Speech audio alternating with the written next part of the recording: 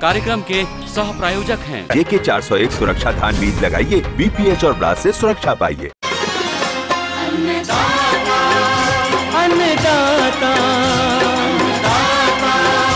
अन्नदाता, नीत तुम्हारा अन्नदाता, पग पग पर है संग तुम्हारे अन्नदाता। लहू किसानों का बन के पसीना सींचता है धरती का सीना। मेहनत का तेरी हक दिलवाने, नई तकनीक नई खोज बताने। पशुधन को गुणवान बनाना, पौध सुरक्षा को सिखलाना, खेती के सब गुर समझाने, भारत का सरताज बनाने। आठों पहर है संग तुम्हारे अन्नदाता, अन्नदाता। नमस्कार, मैं नूतन शेखावत आप सभी दर्शकों का अन्नदाता कार्यक्रम में स्वागत करती हूं। हर रोज की तरह कार्यक्रम में हम लेकर आते हैं खेतीबाड़ी से जुड़ी बहुत सारी लाभकारी जानकारियां। तो चलिए सबसे पहले देखते हैं क्या है विशेष आपके लिए आज के इस कार्यक्रम में। जैविक उर्वरकों के प्रयोग एवं महत्व पर संपूर्ण जानकारी।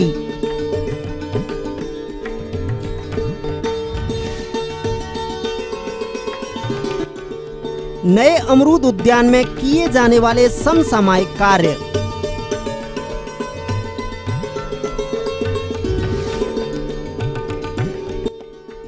दुधारू पशुओं की नवजात पड़िया एवं बछड़ियों की देखरेख।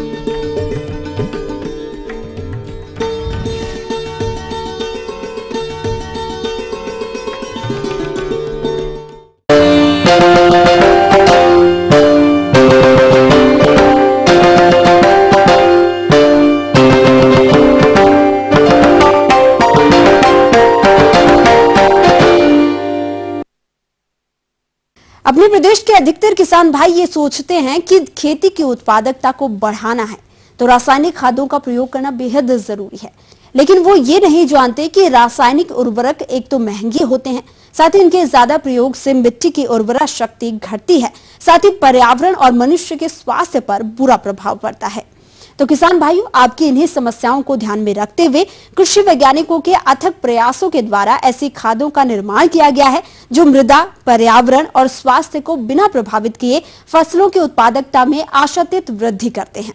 अतः ये जैविक खाद क्या है और इसका प्रयोग कैसे करना है, आइए इस संबंध में विस्तार से जानते हैं कार्यक्रम की इस खास प्रस्तुति से।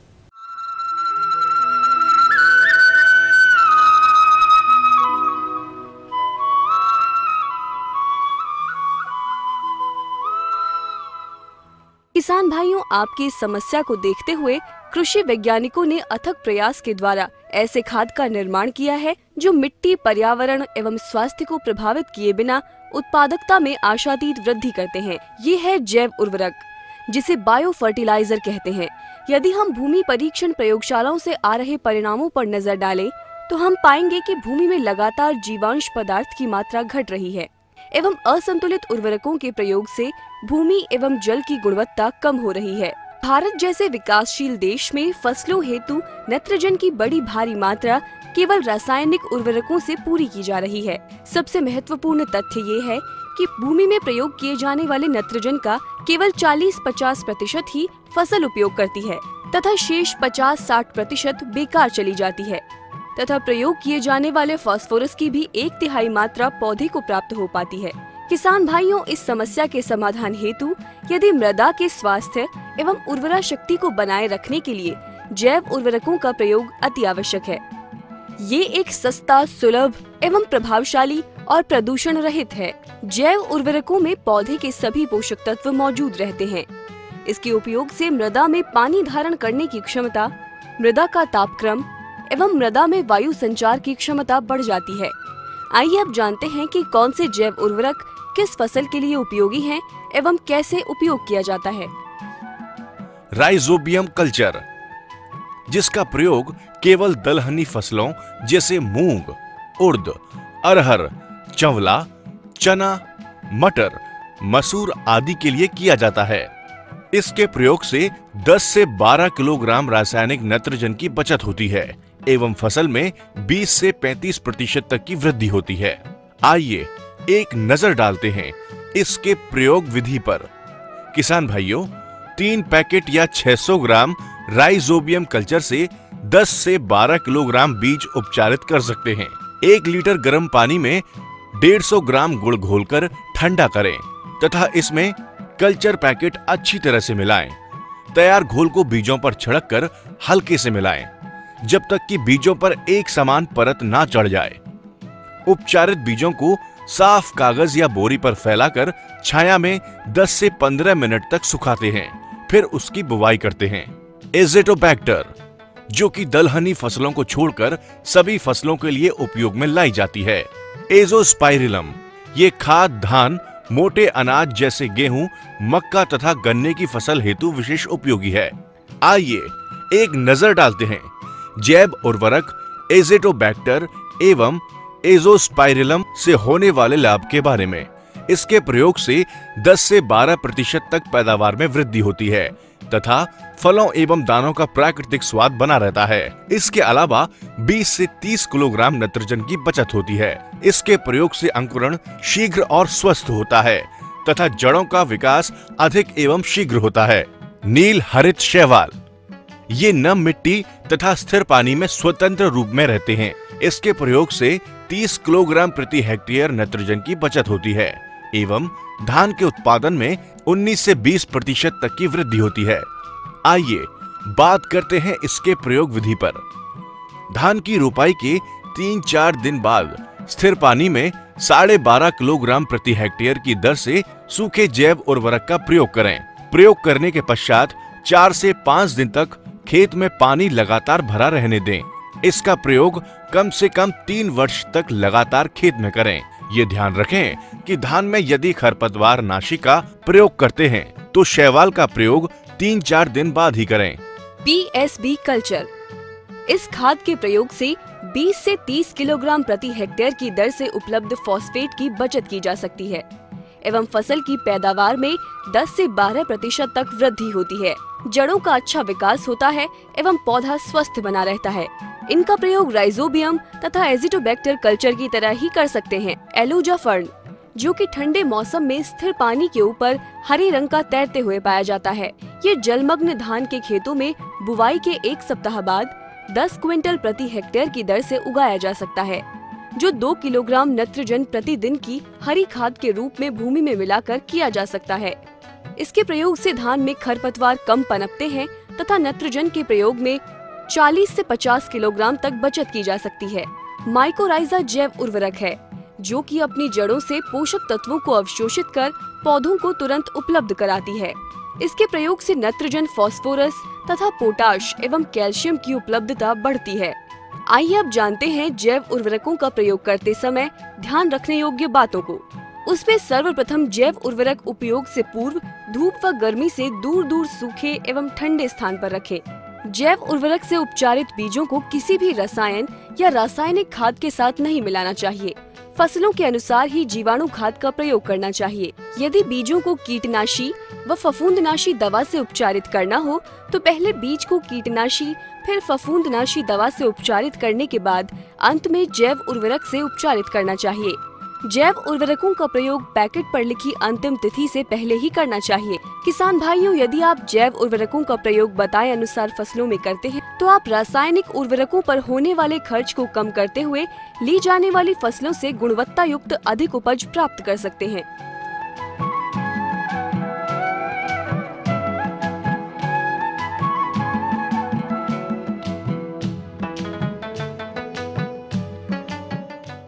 तो ये थी कुछ उपयोगी जानकारियां। अब लेते हैं एक छोटा सा ब्रेक, जल्द लौटेंगे और कार्यक्रम में आगे भी है महत्वपूर्ण जानकारियां। बने रहिए हमारे साथ।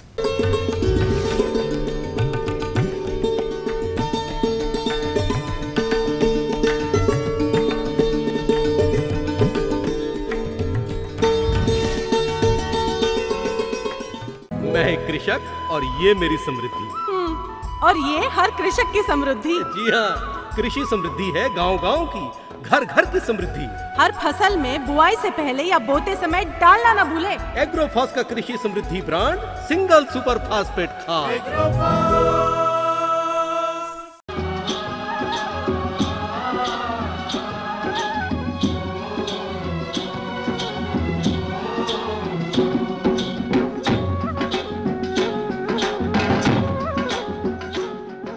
ब्रेक के बाद एक बार फिर से आप सभी दर्शकों का अन्नदाता कार्यक्रम में स्वागत है।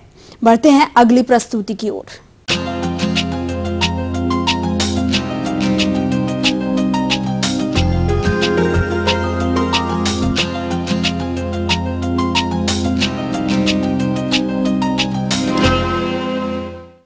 हमारे राज्य में अमरूद के बाग सभी क्षेत्रों में देखने में आते हैं और हमारे जिन किसानों ने इसके नए बाग लगाए हैं वो अभी वानस्पतिक बढ़वार की अवस्था में होंगे। लेकिन अभी गर्मी का मौसम चल रहा है और ऐसे समय में इन पौधों को तेज गर्मी से बचाना है। साथ ही इसमें कुछ समसामयिक कार्यों को भी करना जरूरी है, तभी आगे इन बागों से अधिक उपज मिल पाएगी। अतः इस समय अमरूद के नए बाग की देखरेख और कौन कौन से कार्यों को करना है, इसकी विस्तार से जानकारी दे रहे हैं उद्यान विभाग कसडोल के उद्यान निरीक्षक JS ध्रुव। जो किसान भाई अभी वर्तमान में फरवरी और मार्च के महीने में अमरूद का पौधरोपण किए हैं, उनको मुख्य रूप से अभी गर्मी के सीजन में तेज़ गर्मी से बचाव के लिए मुख्य रूप से पौधों को मल्चिंग करना ज़रूरी है। किसान भाई पौधे के किनारे आसपास दक्षिण पश्चिम दिशा में मुख्य रूप से जहाँ पर आपका गर्म हवा का ज़्यादा प्रभाव पड़ता है उस क्षेत्र में पुआल का मल्चिंग कर सकते हैं और उसका घास फूस का भी मल्चिंग करके पौधे को ढके ताकि गर्म हवा और तेज़ धूप से बचाव किया जा सके और पौधे की मरने से बचाया जा सके। इसके साथ ही किसान भाइयों को विशेष रूप से सिंचाई में ध्यान देना चाहिए क्योंकि गर्मी में पानी की ज़्यादा आवश्यकता पड़ती है, तो समय समय पर पौधे की आवश्यकता अनुसार सिंचाई करें या एक हफ्ते के अंतराल से पौधे में सिंचाई करें। अब किसान भाई को विशेष सलाह देंगे कि अपने जो अभी अमरूद की खेती कर रहे हैं वो सिंचाई के रूप में टपक सिंचाई का ज़्यादा से ज़्यादा उपयोग करें, जिससे आपका पानी की समुचित मात्रा में पौधे को उपलब्ध होता है और साथ ही साथ पानी एक ही जगह पौधे को मिलने के कारण अगल बगल घास नहीं होता और इससे अपने निंदा की जो समस्या उससे निजात मिलता है। हाँ, किसान भाई एक और ध्यान दें, अमरूद के पौधे के समुचित विकास के लिए, अच्छे फलन के लिए विशेष तौर पर जब पौधा आपका 1 मीटर का अगर हो जाए तो ऊपर में जो 90 सेंटीमीटर के ऊपर में टाप कर देना चाहिए, जिसके कारण आपका जो पौधे का विकास जो ऊपर हो रहा है वो रुक के अगल बगल होगा और इससे बढ़िया कैनोपी बनेगा। तो उसके कारण आपका पौधे का जो नए कल्ले निकलने से अधिकतम शाखाओं का विकास होने से आपका फलन अच्छी तरीके से प्राप्त होगा। साथ ही किसान भाई विशेष ध्यान दें, जब अपने ये अभी मई के बाद जून महीने में पौधे को खाद की आवश्यकता होती है, जिसमें किसान भाई थाले जो बनाए हैं उसमें 10 किलो गोबर खाद, 50 ग्राम नत्रजन, 30 ग्राम सुपर फास्फेट और 50 ग्राम पोटास मिला के डालें। और इसके थाला भराई के पास अगर बारिश होता है तो सिंचाई का आवश्यकता नहीं होगी, अगर बारिश नहीं होता तो एक सिंचाई करें ताकि उसमें खाद जो मिलाए हैं पूर्ण रूप से पौधा उसको अवशोषित कर सके। साथ ही साथ किसान भाई इसमें लगने वाले कीट के बारे में भी थोड़ा ध्यान दें, जिसमें मुख्य रूप से छाल खाने वाले कीट को जो छाल भक्षक कीट कहते हैं उसमें लगने की ज़्यादा संभावना रहती है, जिसमें कीट छाल को खा के उसी के नीचे छुप जाते हैं और दिखाई नहीं पड़ते, धीरे धीरे पौधे के पूरा छाल को खा के उसको नुकसान पहुंचाते हैं। जिसके रोकथाम के लिए किसान भाई मेलाथियान जो दवाई आता है उस मेलाथियान 2 ml प्रति लीटर के हिसाब से मिला के छिड़काव करें, या किसान भाई जो छाल खाने वाले कीट हैं उसमें अगर कीट को जहाँ पर वो रुकते हैं विश्राम करते हैं वहाँ पर फा में रुई में केरोसिन मिला के भी डाल के उसका उपचार कर सकते हैं। इसमें जो मुख्य रूप से जो बीमारी लगता है जिसे उकटा बीमारी कहते हैं, उस जो जिसमें पौधे ऊपर भाग से धीरे धीरे सूखते जाता है और अंत में पौधा मर जाता है। इसके रोकथाम के लिए किसान भाई बहाव पद्धति से सिंचाई नहीं करें, जिसमें एक पेड़ से दूसरे पौधे में इसके जो फंगस है, जीवाणु है, वो एक पौधे से दूसरे पौधे में जाके पौधे को संक्रमित कर देते हैं। इस कारण पानी का बहाव को रोकें। इसके लिए मुख्य रूप से ड्रिप सिंचाई बहुत अच्छा उपयोगी है, क्योंकि पानी जो अपन सिंचाई करते हैं तो वो सिर्फ पौधे को मिलता है और अगल बगल नहीं फैलता। उकटा रोग के रोकथाम के लिए कार्बन डाइऑक्साइड का 1 ग्राम प्रति लीटर के हिसाब से उसमें छिड़काव करें और जिसमें पूर्ण रूप से ग्रसित हो उसको काट के अलग कर दें। किसान भाई ये ध्यान दें कि पौधे 3 से 4 साल के बाद अच्छे फलन में आता है, जिसमें 500 से 1000 फल प्राप्त होते हैं। आगे और भी है कुछ रोचक जानकारियां, पर यहाँ पर रुकेंगे एक और छोटे से ब्रेक के लिए। जल्द हाजिर होते हैं।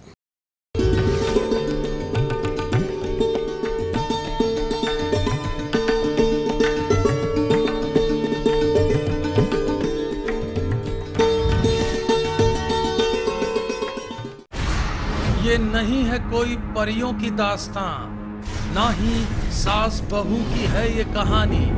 ये दास्तां है सच्ची वारदातों की, दिल दहला देने वाले अपराधों की। करेंगे हम पर्दाफाश ऐसे वाकयात का, दास्ताने जुर्म।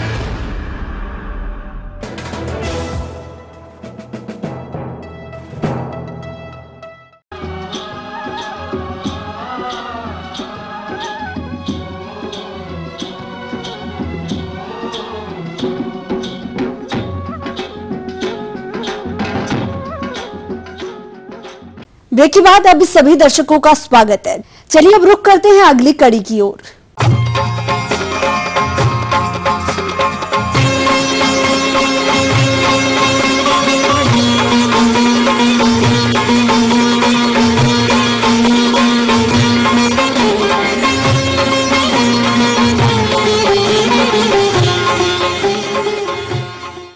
किसान भाइयों, अक्सर देखा गया है कि पशुपालन व्यवसाय में पशुपालक बछड़े बच्चियों की देखरेख में लापरवाही करते हैं। इससे उनकी मृत्यु दर काफी होती है, जबकि इनकी देखभाल ठीक से की जाए तो आगे चलकर इससे भी अच्छा लाभ प्राप्त कर सकते हैं। तो किसान भाइयों, आप बछड़े बच्चियों की देखरेख कैसे करें, इसकी जानकारी दे रहे हैं पशु चिकित्सा महाविद्यालय रीवा के पशु वैज्ञानिक डॉक्टर नितिन किरार। सबसे पहले तो मैं आपको ये बताना चाहूँगा कि जैसे ही एडवांस प्रेग्नेंट स्टेज में हमारा जो जानवर आता है तो उसको हमें नियमित रूप से उसका विशेष ध्यान रखना चाहिए, जिससे कि जैसे ही उसका शिशु जन्म ले वो भी पूर्णतः बलवान, मतलब जो विकास दर हो वो एक अच्छी हो। जो गर्भवती मादा है, पशु है हमारा, उसके लिए विशेष तौर पे उसके आहार पे ध्यान देना चाहिए और आहार उसका कंसंट्रेट, मतलब जो दाना की मात्रा हमें आहार में विशेष रूप से उसका ध्यान रखना चाहिए और दाना की भरपूर मात्रा हमें उसके वजन के हिसाब से उसको देते रहना चाहिए। साथ ही साथ साफ सफाई का भी विशेष ध्यान रखना चाहिए, पानी उसको स्वच्छ देना चाहिए। साथ ही साथ जो पशु है उसकी, मादा पशु की साफ सफाई नियमित तौर से करना चाहिए। पशु के भार का 1/10% सामान्यतः दिया जाता है, लेकिन चूंकि प्रजनन की अवस्था में है पशु, इसलिए इस मात्रा को 1/20% तक हम बढ़ा सकते हैं। पशु में आहार के साथ साथ कैल्शियम चूंकि नवजात शिशु की हड्डियों के लिए, उसके संरचना के लिए बहुत ही अति आवश्यक होता है, इसलिए उसमें आहार के साथ साथ उसमें कैल्शियम और अन्य विटामिन, खनिज भी, लवण साथ ही साथ उसके आहार में हमें देते रहना चाहिए। मित्रों, इसके साथ ही साथ जब एडवांस प्रेग्नेंट स्टेज में जानवर आता है तो उसको सबसे पहले तो हमें अन्य जानवरों से अलग रखना चाहिए, जिससे कि उसकी पूरी देखभाल होती रहे। हमारा मादा पशु शिशु जन्ने के लिए तैयार होता है तो एक उसके लिए उसके पास एक अटेंडेंट होना चाहिए, एक ग्वाला होना चाहिए जो कि पर्याप्त उस पर निगरानी रखे। साथ ही साथ यदि पशु खड़े होते हुए जन्ता है और ग्वाला है, अटेंडेंट है, तो वो उसको इस सपोर्ट दे के हाथों से उसको जमीन में गिरने से बचा सकता है। से ही जन्म शिशु लेता है मादा पशु से, वैसे ही उसके शरीर में म्यूकस लगा हुआ रहता है। तो हमें उस मादा पशु के सामने उस शिशु को रख देना चाहिए, जिससे कि वो उसका म्यूकस अच्छे से चाट के साफ करे, जिससे कि रक्त का संचार बढ़ता है। हार्मोनल जो कंडीशन रहती है शिशु की वो दुरुस्त होती है, अच्छी होती है, सक्रिय होती है। साथ ही साथ हमें जो शिशु की गर्भनाल है उससे को 25 सेंटीमीटर ऊपर से उसको नई ब्लेड से बीटाडिन में डूबी हुई सेवलॉन यूज कर सकते हैं, डेटॉल यूज कर सकते हैं, उससे अच्छे से काट के, साथ ही साथ उसमें टिंचर वगैरह से लगा के साफ कर देना चाहिए, जिससे कि शिशु के नाल के थ्रू इन्फेक्शन ना आए। साथ ही साथ मादा पशु का खीस देते रहना चाहिए। और शुरू में शिशु मिल्क पीने के लिए, दूध पीने के लिए तैयार नहीं होता तो उसको वो खीस कटोरी में, साफ सुथरी कटोरी में डाल के उंगलियों के सपोर्ट से उसको पिलाना चाहिए, जिससे कि वो उसकी एक मिल्किंग हैबिट डेवलप हो जाए। हमें उस खीस देने के उपरांत 2 महीने के बाद सबसे पहले तो जो नया शिशु है उसकी डीवर्मिंग कराना चाहिए। डीवर्मिंग यानी पटार की गोली, एल्बेंडाजोल वगैरह ये देते रहना चाहिए। हर 2 महीने में नवजात शिशु को हमें डीवर्मिंग कराना चाहिए, जिससे पेट के कृमि बाहर निकल जाएं और जो पशु है वो, नवजात पशु है जो, वो अत्यधिक अपने आहार का उपयोग अपने विकास में लगा सके। पटार की गोली की देने के उपरांत उसको जो कुछ वैक्सीन होते हैं, FMD, HSV जो होते हैं, इसकी समुचित मात्रा एक योग्य पशु चिकित्सक से संपर्क करके उसको टीकाकरण नियमित करवाना चाहिए। तो किसान मित्रों, इतना ही मैं कहना चाहूँगा। यदि आप मेरी कही हुई बातों को मानते हैं और इसको फॉलो करते हैं, अपनाते हैं, तो मैं निश्चित तौर पे यह कह सकता हूं मित्रों, शिशु की मृत्यु दर को कम कर सकते हैं और अपने पशु को अधिक से अधिक उत्पादक क्षमता पे ला सकते हैं, बलवान बना सकते हैं और अधिक से अधिक इससे लाभ कमा सकते हैं।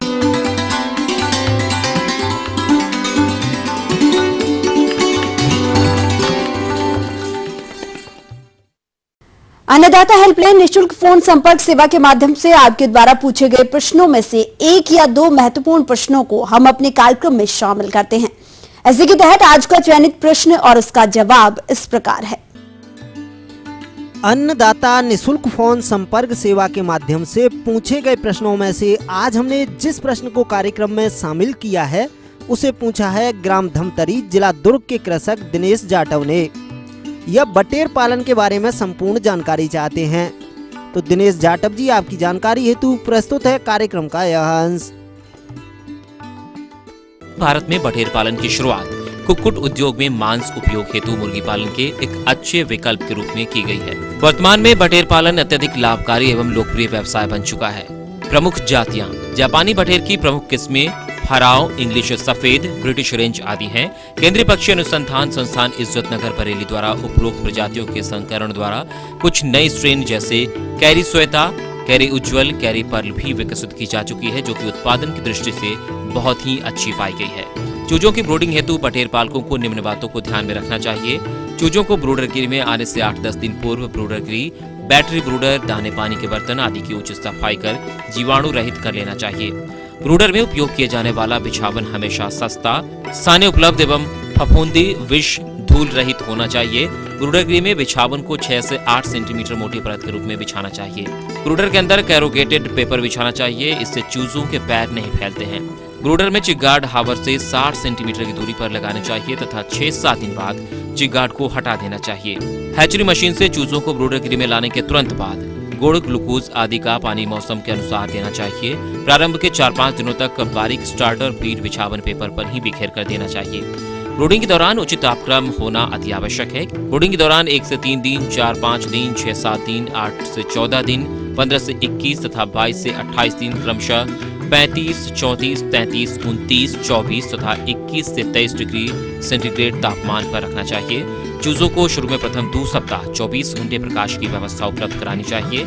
यदि चूजों की अच्छी बढ़वार लेनी हो तो 24 घंटे प्रकाश की व्यवस्था 5 सप्ताह तक करनी चाहिए। वयस्क बटेरों को भी चूजों की तरह दोनों ही पद्धति बिछाली एवं पिजड़ा पद्धति में पाला जा सकता है। बिछाली पद्धति में 1.5 सेंटीमीटर लीनियर पानी पीने के स्थान, 2.5 सेंटीमीटर लीनियर खाने का स्थान एवं 150 से 200 वर्ग सेंटीमीटर फर्शी स्थान प्रति चूसा होना चाहिए। इस पद्धति में बिछावन 8 से 10 सेंटीमीटर की मोटाई तक बिछाना चाहिए। पिजड़ा पद्धति के अंतर्गत वयस्क बटेरों को बैटरी केजियों में पाया जाता है, लेकिन यह पद्धति घनी बिछाली पद्धति की तुलना में महंगी है। सामान्यतः इस पद्धति में सामूहिक पिजड़े उपयोग में लाए जाते हैं। एक सामूहिक पिजड़े में औसतन माप 120 सेंटीमीटर लंबाई, 60 सेंटीमीटर चौड़ाई, 6 सेंटीमीटर ऊंचाई में 30 से 40 बटेर पाली जा सकती है।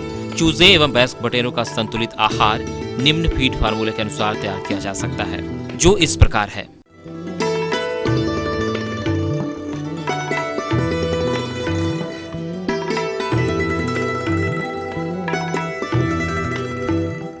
टीकाकरण। बटेरों में सामान्यतः किसी भी रोग के टीकाकरण की आवश्यकता नहीं होती है। कुछ हद तक एंटीबायोटिक्स तथा एंटी स्ट्रेस घोल पानी के साथ आवश्यकता अनुसार देने चाहिए। बटेर पालन में अच्छी उर्वरक क्षमता लेने के लिए नर तथा मादा के संगम का अनुपात 1:3 होना चाहिए। हैचिंग हेतु अंडा लेने के लिए नर तथा मादा 10 से 12 सप्ताह की आयु के बीच होने चाहिए। अंडे नर एवं मादा के संगम के कम से कम 4-5 दिन पश्चात एकत्रित करने चाहिए। उपरोक्त अवधि में ब्रीडर बटेरों को पूर्णतया संतुलित आहार देना चाहिए।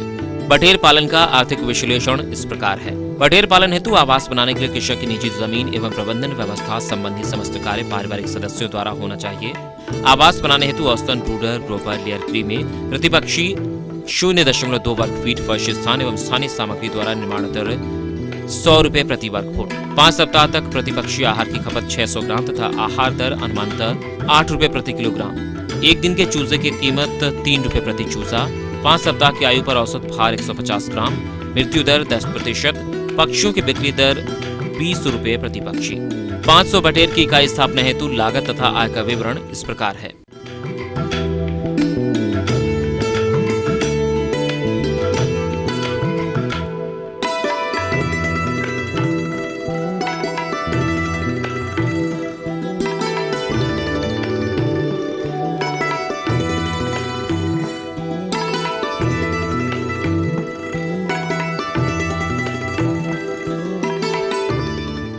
पाँच 500 बटेर प्रति बैच एवं प्रति सप्ताह लेने पर एक वर्ष में कुल 47 बैच एवं कुल 23,500 बटेर विक्रय की जा सकती है। अतः एक वर्ष में 23,500 बटेर विक्रय करने पर शुद्ध लाभ 1,11,390 रुपए तथा प्रति पक्षी 4 रुपए 74 पैसे तक प्राप्त किया जा सकता है। उपरोक्त लाभ स्थान, मौसम एवं बाजार की मांग के अनुसार घट बढ़ सकता है। हम ये उम्मीद करते हैं कि आज का कार्यक्रम आप सभी दर्शकों के लिए उपयोगी रहा होगा। किसान भाइयों, अन्नदाता आपकी सेवा के लिए संकल्परत है। कृषि संबंधित समस्या और सुझावों के लिए आप हमें इस पते पर संपर्क कर सकते हैं। प्रोड्यूसर अन्नदाता ETV Madhya Pradesh, Chhattisgarh, Ramoji film city, Hyderabad 501512। साथ ही आप हमें ईमेल भी कर सकते हैं। हमारी ईमेल आईडी है annadatamp@rate.etv.co.in पर। इसके अलावा आप हमें निःशुल्क हेल्पलाइन नंबर 1800-425-4085 पर दोपहर 12 से 1 बजे के बीच संपर्क कर सकते हैं। अब आइए देखते हैं कल दिखाए जाने वाले कार्यक्रम की कुछ मुख्य झलकियां। संतरा के उद्यान में किए जाने वाले समसामयिक कार्य।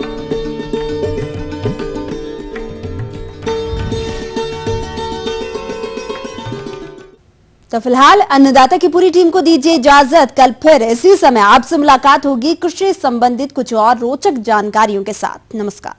इस कार्यक्रम के सह प्रायोजक हैं JK 401 सुरक्षा धान बीज लगाइए, BPH और ब्लास्ट से सुरक्षा पाइए।